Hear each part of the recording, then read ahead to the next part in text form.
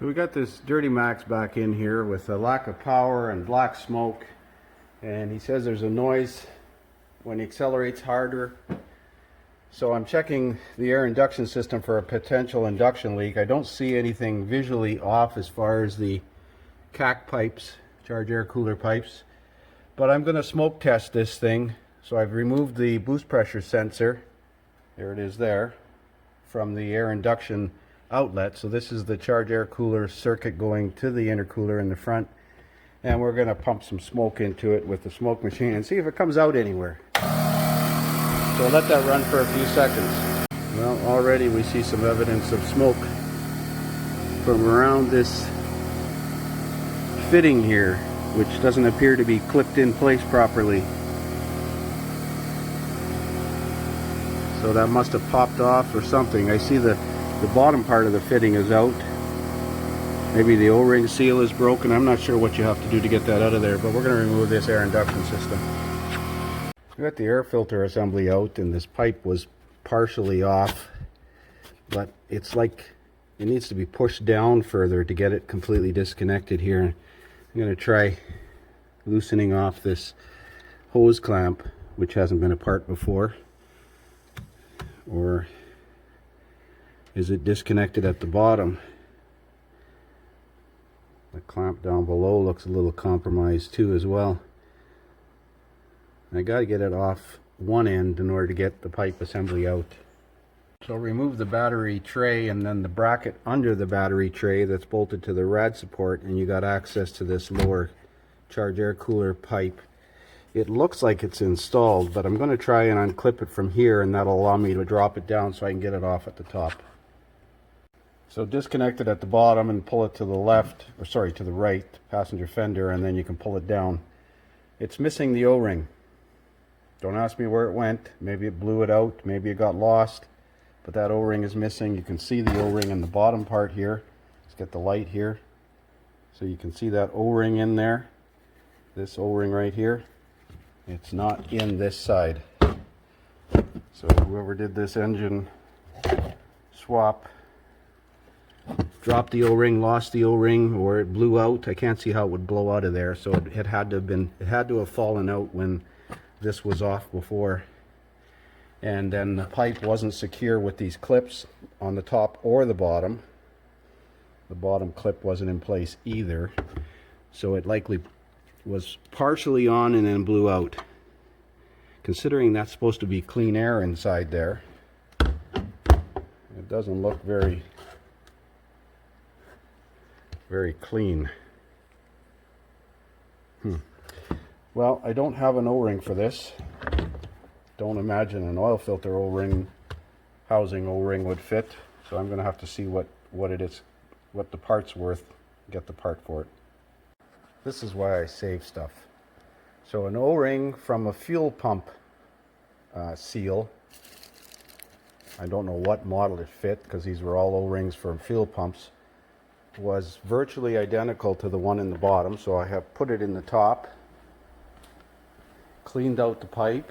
We're going to put some dielectric grease in there on the seal, install the clip and snap it back in, and hopefully that's going to seal up again. There's the new O-ring in there. It's the same dimension. I measured it with a vernier. So it should work until he gets the proper one, or it should work until it doesn't, I guess. So there's the pipe reinstalled. I got the smoke machine running on it just to see if it's going to leak. Mind you, that doesn't build up any significant pressure. But nevertheless, it was leaking like crazy with no pressure at all. It's nice and snug now. Install the upper end on the engine first, and then you can install the lower end. Put the retaining rings in place, and you just push it on and it snaps in place. I'm going to let this run, let the smoke machine run while I'm putting that battery tray support in, and then we'll go for a road test again. So I took this thing for a road test, and initially it seemed to run pretty good. It still smokes fairly heavily on heavy acceleration, but it's got a tune in it, and I can't alter that. So I think it's overfueling on purpose. Then I noticed the check engine light was on, and I thought I'd scan it one more time, and it said coolant temp sensor codes for coolant temp sensor 1 and 2. Only this only has coolant temp sensor 1. The second one's supposed to be right behind it, so I'm wondering if this is a different engine. Now when I move the sensor right here, it would go to -40. Now I'm wiggling and it's okay. I'm going to take the connector apart and clean it, but that doesn't answer the fact that this is supposed to have two coolant temp sensors. As you can see in here, item 9 and item 10. So I wonder when they changed to coolant temp sensor 1 and 2. Over here you see coolant temp sensor 1 and 2, 9 and 10. So I'm going to have to ask him exactly what year this engine came out of. I assumed it was the same year, but could be different. So if I go back to 2006, ID this is a 2006, it only shows one coolant temp sensor where this one has it. So I suspect he put the engine in with the engine harness and it's missing the wiring, because I don't see the wiring hanging there, but the computer is looking for it. So that's going to be a minor problem. So here you can see the coolant temp sensor 1, the one that it has, was sitting at -40, and when I manipulated the connector it went to 176 or 176. So I took the connector off and reshaped the pins, and it seems okay now, but I had it going on and off there for a while.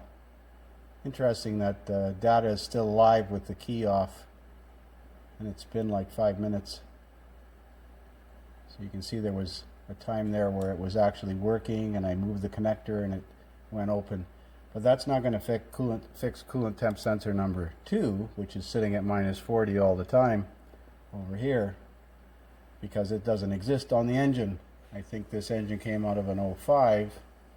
I'm not sure when the LMM was released, if it was mid-year 05 or 04 or what. I know some of you YouTubers are going to know more than me. So I took this for another road test, and the bottom cack pipe blew off, and I see that he's replaced those factory cack pipe clamps with regular screw clamps, and I think one of them broke because it's physically missing there. You can see the smoke coming out of the bottom of the intercooler now. Oh man, why do people do this kind of stuff?